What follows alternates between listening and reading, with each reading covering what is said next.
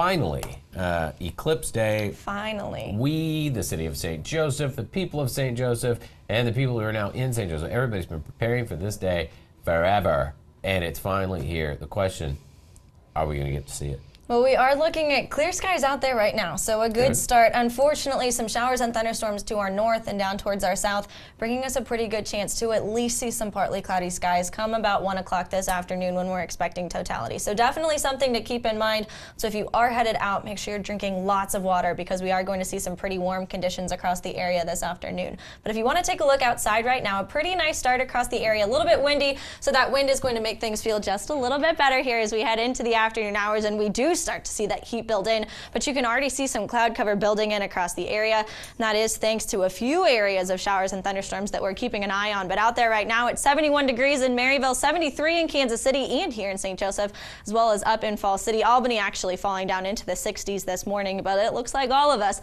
climbing into the upper 80s and the lower 90s with heat index values this afternoon as high as about 96 degrees. The cloud cover that we are keeping an eye on up towards our north, the big area of cloud cover that I think is going to move in and kind of hinder our ability to see the eclipse this afternoon is over Wichita and Salina. There is some rain associated with that, but it looks like the rain is going to dissipate when it gets here, just bringing us some clouds across the region this afternoon. And on top of the cloud cover building in for the eclipse, we are also looking at the chance to see some strong to severe storms later this afternoon. St. Joseph in our area under a marginal risk for severe weather.